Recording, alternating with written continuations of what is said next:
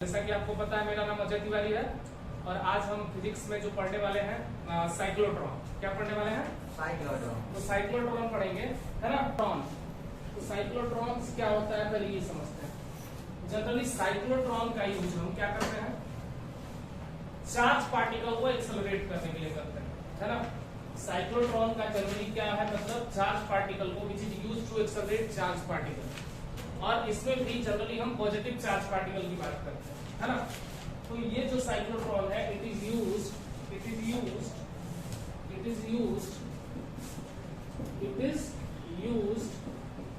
To accelerate charge particle.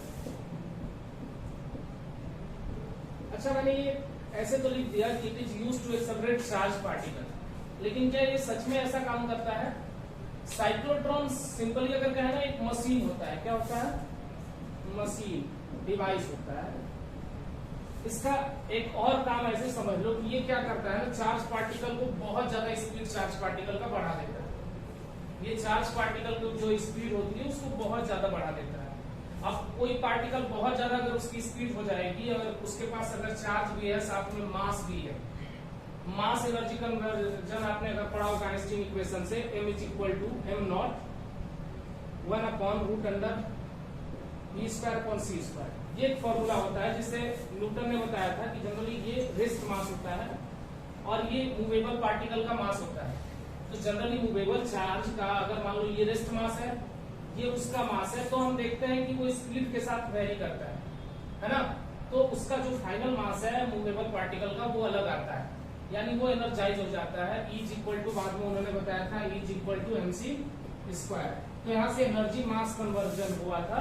और generally हम ऐसा मान के चलते हैं कि एक पार्टिकल का स्पीड अगर हम बहुत ज्यादा बढ़ा देते हैं ना, तो वो क्या हो जाएगा, एनर्जाइज हो जाएगा। यानी कि स्पीड बढ़ाने का मतलब हम उसकी एनर्जी भी बहुत ज्यादा बढ़ा देते हैं। Half mv square kinetic energy, बोलो। तो इससे हमको ये पता चलता है कि अगर हम किसी चार्ज पार्टिकल को बहुत ज्यादा उसकी स्पीड बढ़ा देते हैं, एक्सेलरेट करना से मतलब है हमारा टू इंक्रीज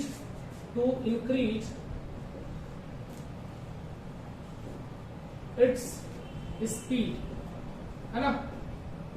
मतलब बहुत ज्यादा इसकी स्पीड हम बढ़ा देते हैं।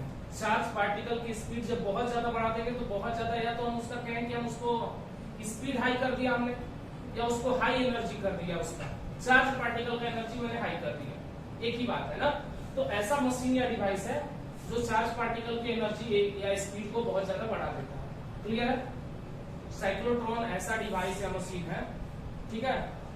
It is a device which is used to, आप लिखो, it is a device which is used to energize or accelerate particles, energized or accelerate particles। Clear है ना। अब हम समझते हैं कैसे वर्क करता है इसका। थोड़ा सा ये कहां से आई चीजें, ये थोड़ा सा मैं इसका इंट्रोडक्शन, ठीक है। सेमी सर्कुलर टाइप का होता है, सेमी सर्कुलर टाइप का। मैंने दो डीज लिया और दोनों एक दूसरे से पास रख दिया। ये हॉलो है, मतलब इसके अंदर स्पेस है, इसके अंदर क्या है, स्पेस है। क्लियर है? अब हमने क्या करा, इनके सेंटर के अराउंड यहाँ पे एक चार्ज पार्टिकल का सोर्स कुछ भी Q रख दिया, या S रखा, जिससे कि Q चार्ज पार्टिकल निकल रहा है। अब चार्ज पार्टिकल का सोर्स कुछ भी हो सकता है। मान लो मैंने फिलामेंट रख दूं या कुछ ऐसा चीज रख दूं जिसको हीट देने के बाद उससे चार्ज निकल रहा है ना। तो यहाँ पे सेंटर में कोई चार्ज पार्टिकल का सोर्स है, दो डीज है, इसको मैंने नाम दे दूं D1 और इसको बोल दो D2, है ना। दो डीज है, क्लियर है। अब ये दो डीज को हमने मान लो हाई फ्रीक्वेंसी के या हाई वोल्टेज से हमने जोड़ दिया। ये एसी सप्लाई है, एसी का साइन होता है ऐसा। एसी सप्लाई में ये नियर अबाउट, जनरली मैंने आपको बताया था कि जब हमारा इलेक्ट्रिक फील्ड और मैग्नेटिक फील्ड दोनों अगर एक दूसरे के पैरेलल्स हो, है ना, और कोई चार्ज पार्टिकल है, सिंपली पॉजिटिव चार्ज पार्टिकल है, v वेलोसिटी से इधर मोशन कर रहा है ना। तो अगर मोशन कर रहा है तो फिलहाल मैं पता है कि वेलोसिटी और मैग्नेटिक फील्ड अगर पैरेलल है एक दूसरे के, तो मैग्नेटिक फोर्स तो जीरो होगा। ये मैंने कैसे सोचा, क्योंकि Q into V cross V होता है, यानी Q भी साइन थीटा होता है मैग्नेटिक फोर्स। थीटा एंगल होता है V और B के बीच का, फिलहाल V और B एक दूसरे के पैरेलल है यानी थीटा 0 डिग्री। बोलो भाई, तो फाइनल रिजल्ट क्या आएगा? 0। तो मैग्नेटिक फोर्स तो 0 है ना। अब इलेक्ट्रोस्टैटिक फोर्स के बारे में हमें एक बात पता है कि जिधर इलेक्ट्रिक फील्ड होता है उधर ही फोर्स लगता है। कितना फोर्स लगता है? QE। कितना लगता है? तो यहाँ पे सिर्फ इलेक्ट्रोस्टैटिक फोर्स लगता है अगर इलेक्ट्रिक फील्ड और मैग्नेटिक फील्ड एक दूसरे के पैरेलल रहे तब। लेकिन हमें पैरेलल से काम नहीं चलेगा, ये तो पार्टिकल सिर्फ लीनियर मोशन करेगा। कैसा मोशन करेगा? लीनियर मोशन करेगा। अब हमें ऐसा डिवाइस बनाना था जिसमें हमारा पार्टिकल खूब इतना मोशन करे कि जिसके वजह से हमारा क्या हो, वो पार्टिकल की स्पीड बहुत ज्यादा बढ़ जाए। तो हमें पता है कि जनरली अगर हम सिर्फ सर्कुलर मोशन भी अगर पार्टिकल को करा देते, जैसे सर्कुलर मोशन के लिए क्या करना होता है, पार्टिकल को मैंने बताया था मैग्नेटिक फील्ड के परपेंडिकुलर अगर कोई पार्टिकल मोशन करता है तब वो कैसा मोशन करता है? सर्कुलर, है ना। अरे भाई चार्ज पार्टिकल भले यही है, मान के चलो हमने चार्ज पार्टिकल को मान लिया कि यहाँ चार्ज पार्टिकल, अगर वो परपेंडिकुलर मोशन करता है तो उसका मोशन जो होता है पर्टिकुलर, वो सर्कुलर मोशन होता है ना। तो सर्कुलर मोशन के केस में हमें पता है कि स्पीड हमारा कांस्टेंट होता है, डायरेक्शन क्या होता है, हर पॉइंट पे डायरेक्शन तो चेंज होता है लेकिन स्पीड क्या होता है? हमारा कांस्टेंट होता है। बोलो भाई। Yes sir. बोलो। Yes sir. ये है सर्कुलर मोशन में। तो बात आती है कि अब हम ऐसा क्या उपाय लगाएं जिसकी वजह से हमारा पार्टिकल जो है मोशन करे लेकिन स्पीड भी इंक्रीज करे उसकी। यहाँ तो फिक्स्ड स्पीड होता है, इससे तो काम बनेगा नहीं। तो हम सोचते हैं कि हम ऐसा कोई डिवाइस बनाएं, मतलब ऐसा कोई सिस्टम बना दें, है ना, जिसके वजह से हमारे पार्टिकल का कंटिन्यूअस स्पीड भी बढ़े और वो अपना रेडियस भी बढ़ाए। ठीक है। तो हमने एक साइक्लोट्रॉन का मशीन डिवाइस इसी कॉन्सेप्ट पे बनाया।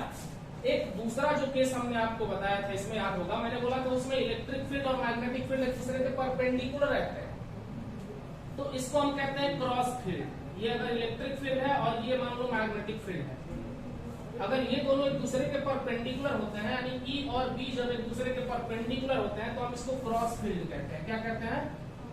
क्रॉस फील्ड, है ना। जब इलेक्ट्रिक फील्ड और मैग्नेटिक फील्ड एक दूसरे के परपेंडिकुलर होते हैं तो उसको क्या कहते हैं? Cross field. क्लियर है? तो क्रॉस फील्ड में हम जनरली क्या करते हैं कि अगर हमारा चार्ज पार्टिकल फॉर एग्जांपल किसी भी डायरेक्शन में मोशन कर रहा हो, समझिएगा, अगर मैं कह रहा हूं पॉजिटिव चार्ज है, पॉजिटिव चार्ज है जैसे प्लस क्यू चार्ज, तो इलेक्ट्रोस्टैटिक के केस में इधर फोर्स लगेगा और मान लो इधर ही जा रहा है, इधर ही वेलोसिटी से अगर ये मोशन कर रहा है तो आपको मैग्नेटिक फोर्स समझना है कि किधर लगेगा, है ना। मान लो ये चार्ज पार्टिकल को मैं यहाँ रखूं, प्लस चार्ज पार्टिकल है, v वेलोसिटी से इधर जा रहा है यानी इलेक्ट्रिक फील्ड के पैरेलल जा रहा है, तो मैग्नेटिक फोर्स किधर लगेगा? तो मैग्नेटिक फोर्स के लिए मैंने क्या बताया था? राइट हैंड रूल बताया था, याद है। अब मुझे को कहाँ रखना है? वेलोसिटी के डायरेक्शन में, और B को रखना है मैग्नेटिक फील्ड के डायरेक्शन में। ये आपका जो पाम बताएगा वो क्या बताएगा? फोर्स का डायरेक्शन। तो फोर्स का डायरेक्शन इनवर्ड है कि नहीं? बोल भाई। तो फोर्स का डायरेक्शन अगर इस चार्ज पे इनवर्ड है तो बताओ ये इसको अंदर की तरफ ढकेलेगा कि नहीं? तो ये फ्लक्चुएट कराएगा, इसका डायरेक्शन हर पॉइंट पे चेंज कर देगा। हमें यही चाहिए क्योंकि मैग्नेटिक फोर्स के बारे में आपको पता होगा, पिछले बार हमने बताया था कि जो रेडियस होता है वो आता है mv/qb। ठीक है। रेडियस बढ़ाना है तो वेलोसिटी बढ़ानी पड़ेगी। अगर एक बार वेलोसिटी बढ़ गया मतलब रेडियस भी बढ़ेगा उसका पार्टिकल का। कैसे, हम थोड़ी देर में समझेंगे इसको, है ना। तो अब समझते हैं साइक्लोट्रॉन का सिस्टम कैसे बना, है ना। चलो, ये बेसिक चीजें थी, इनके बिना हम आगे नहीं बढ़ सकते थे, है ना। चलो,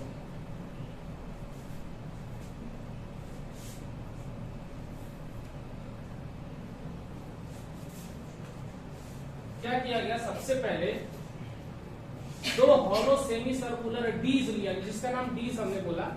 हमने दो सेमी सर्कुलर हॉलो डीज रखा। हॉलो का मतलब ये बीच में खाली है ना।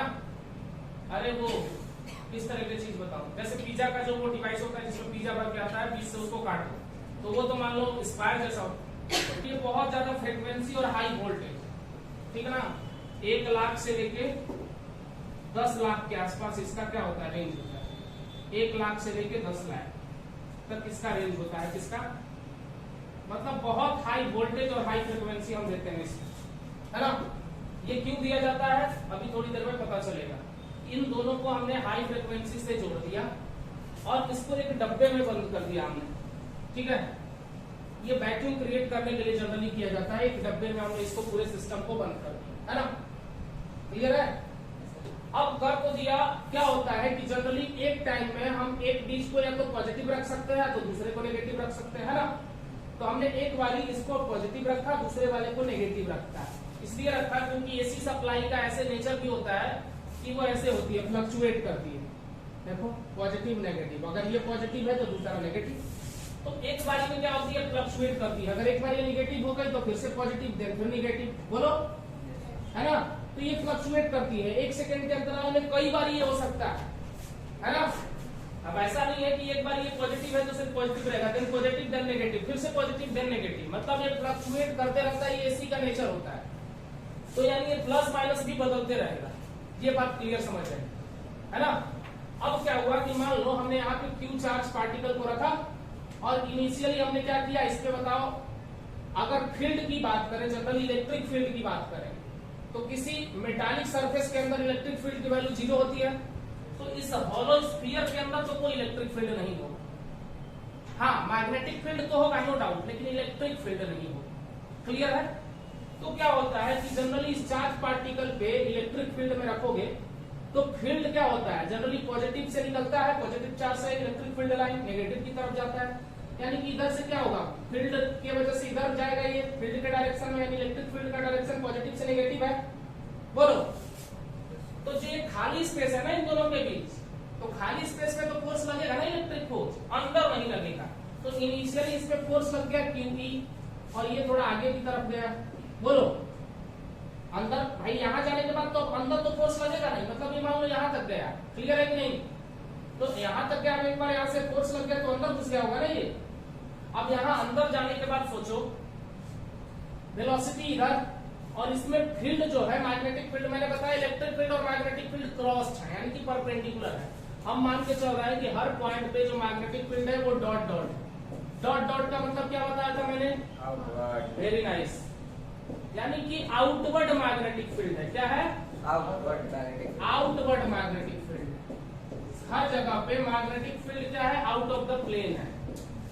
डॉट का मतलब आउटवर्ड और क्रॉस का मतलब इनवर्ड, ये बात आपको बहुत अच्छे से क्लियर है। अब फील्ड लाइन जनरली पॉजिटिव से नेगेटिव की तरफ है, तो फोर्स क्यू इधर की तरफ लग जाएगा, है ना।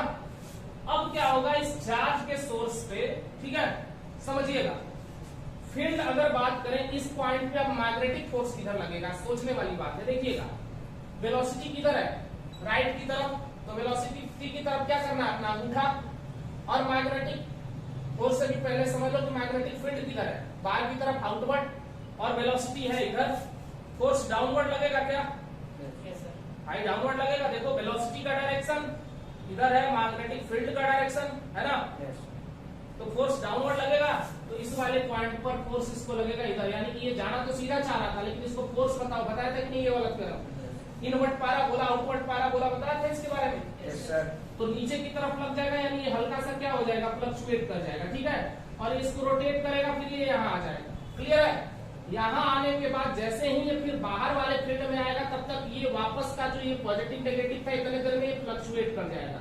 इस बार ये नेगेटिव, ये पॉजिटिव, तो फील्ड लाइन बदल गई कि नहीं, इस बार फिर इधर से इधर हो गई कि नहीं फील्ड। तो ये फील्ड क्या करेगी, फिर इस चार्ज पार्टिकल पे फोर्स लगा देगी क्यूई इधर की तरफ, यानी इस बार ये क्रॉस कर गया, यहाँ सेंटर देखो यहाँ था हमारा, हमने यहाँ से चलना शुरू किया था। इस बार ये फिर से फ्लक्चुएट करेगा, और फिर से जैसे ही डिज नंबर 1 में जाएगा ये, फिर से इलेक्ट्रिक फील्ड की वैल्यू 0, फिर से यहाँ मैग्नेटिक फील्ड लगेगा। इस बार देखो किधर है, वेलोसिटी का डायरेक्शन किधर, लेफ्ट साइड, मैग्नेटिक फोर्स किधर, बाहर, अपवर्ड। कैसे करोगे, ऐसे, यस सर। अब चुड़ैल नहीं है ना, समझ रहे हो ना, ऐसे करोगे। और ये फील्ड किधर जा रहा है, बताओ, अपवर्ड लग रहा है कि नहीं फोर्स, Yes, जब sir. ऊपर की तरफ फोर्स लगेगा तो इसको ऊपर घुमाएगा कि नहीं, बोलो बोलो।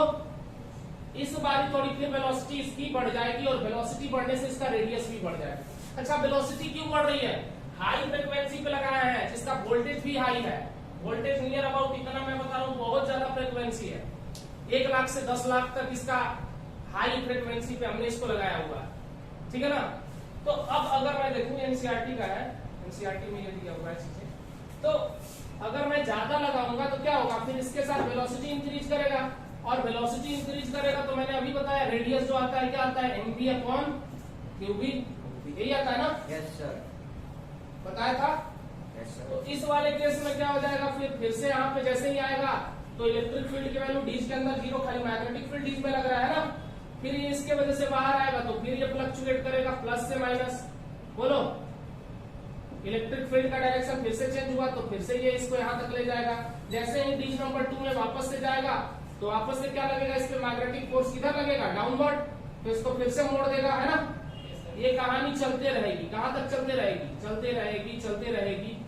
अब तो हमें सोर्स का कोई एग्जिट का इसका कोई पॉइंट हमें निकालना पड़ेगा जहां से कि हम इसको निकाल सके, क्योंकि अब तो स्पीड बढ़ रही है और साथ में रेडियस भी बढ़ रहा है।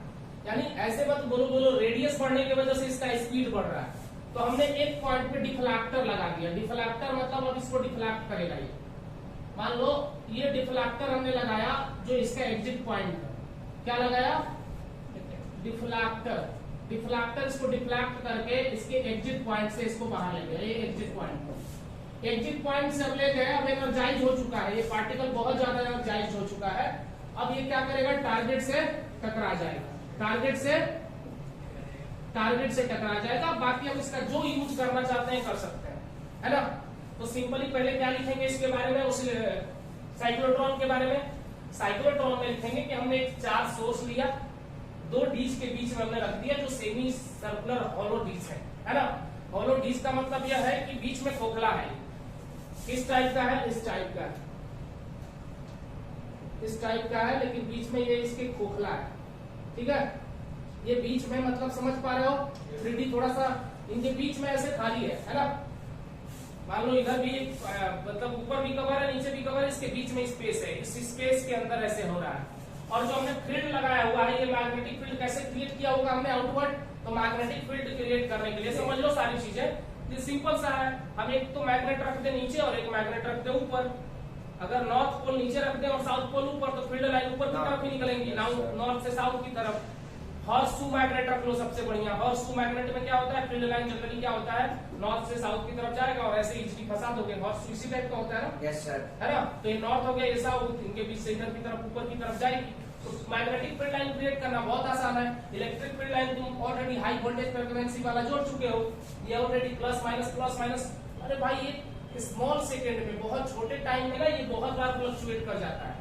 और जितना बार फ्लक्चुएट करेगा क्या करेगा, हर बार इसका स्पीड बढ़ा देगा कि नहीं। तो अब जैसे ही स्पीड बढ़ा देगा, देखो तो साइक्लोट्रॉन का यूज क्या है। यूज सबसे पहले समझ लो, ये चीजें तो मैं बता ही रहा हूं।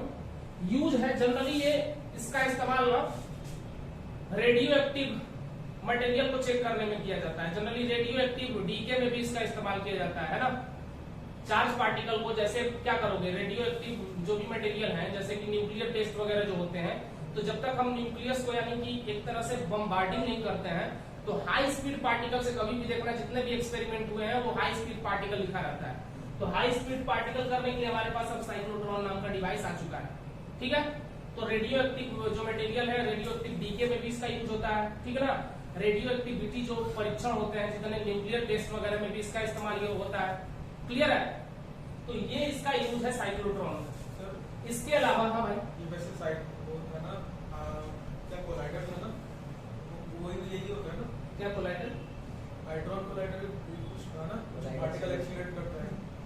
पार्टिकल एक्सेलरेट करेगा तो जनरली यहाँ पे मैंने बताया positive charge particle. Generally positive charge ऐसे तो कुछ है नहीं कि पॉजिटिव चार्ज, लेकिन मैक्सिमम पॉजिटिव चार्ज पार्टिकल के लिए जनरली देखो अल्फा पार्टिकल के लिए एप्लीकेबल है।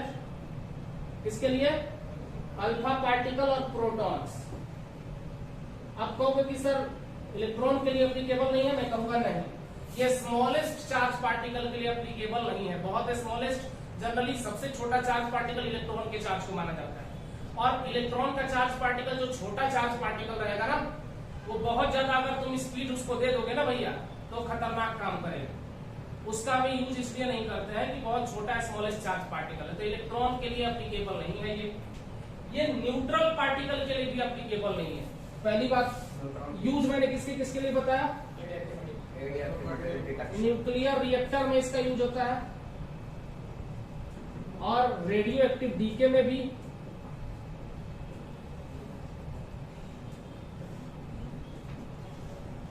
है ना। लिमिटेशंस क्या क्या बताया मैंने, लिमिटेशंस स्मॉल पार्टिकल नहीं यूज कर सकते। ये स्मॉलेस्ट पार्टिकल के लिए यूज नहीं होता है, लाइक इलेक्ट्रॉन्स। ठीक है। दूसरा मैंने बोला कि ये न्यूट्रल पार्टिकल के लिए भी एप्लीकेबल नहीं है, नॉट एप्लीकेबल फॉर बोलो न्यूट्रल पार्टिकल, न्यूट्रल पार्टिकल के लिए भी एप्लीकेबल है।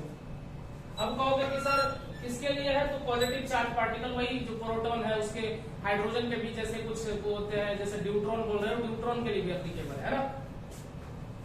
तो ये सिस्टम है, इसमें वर्किंग कैसे बताएंगे, इसका वर्किंग भी समझ लो, क्योंकि वर्किंग सबसे पहले इंपॉर्टेंट है। मैंने बता तो दिया वर्बली, लेकिन वर्किंग कई बार लिख रहा है। तो सबसे पहले लिखोगे, हमने 2 डीज लिए एक सिस्टम में, जहां पे कि हमने वैक्यूम ऑलरेडी क्रिएट कर रखा है। डीज में क्या है कि हॉलो मेटालिक डीज है, अंदर से खोखले हैं, उसके बीच में कुछ गैप है, उस गैप में हमने एक चार्ज का सोर्स रखा हुआ है। चार्ज के सोर्स के ऊपर इलेक्ट्रिक फील्ड जो है वो हमेशा फ्लक्चुएट कर रहा है। तो इनिशियली मुझे पता है कि इलेक्ट्रिक फील्ड फॉर एग्जांपल मान लो D1 से D2 की तरफ है, तो फोर्स भी D1 से D2 की तरफ लगेगा। तो एक बार जैसे ही मेटालिक डीज के अंदर, D2 डीज के अंदर क्या होगा, चार्ज पार्टिकल इंटर कर जाएगा, फिर इलेक्ट्रिक फोर्स की वैल्यू 0 हो जाएगी, क्योंकि मेटालिक फोर्स के अंदर इलेक्ट्रिक फील्ड एग्जिस्ट ही नहीं करती, तो इलेक्ट्रिक फोर्स लगेगा नहीं। क्लियर है। फिर यहां से मैग्नेटिक फील्ड का काम शुरू हो जाएगा। मैग्नेटिक फील्ड यहाँ पे फोर्स लगाएगा, क्योंकि वेलोसिटी किधर है, राइटवर्ड, मैग्नेटिक फील्ड आउटवर्ड है ना। तो जैसे ही हम लगाएंगे राइट हैंड रूल, क्या करेंगे, राइट हैंड रूल लगाएंगे तो बताओ, आउटवर्ड हाथ कर दिया, वेलोसिटी इधर कर दिया, फोर्स नीचे लग जाएगा। तो इस पॉइंट पे फोर्स नीचे लगेगा, तो इसको नीचे की तरफ घुमाएगी। हाँ, लेकिन हर बार फ्लक्चुएशन की वजह से स्पीड बढ़ता रहेगा, स्पीड बढ़ने से इसका रेडियस बढ़ेगा, रेडियस बढ़ते बढ़ते ये काफी हाई स्पीड में आ जाएगा और यहाँ से एग्जिट पॉइंट से निकल जाएगा, है ना। उसका हम जो चाहे आगे यूज कर सकते हैं। तो ये है सिंपल साइक्लोट्रॉन। क्लियर है, समझ में आया सबको? चलो बहुत बढ़िया।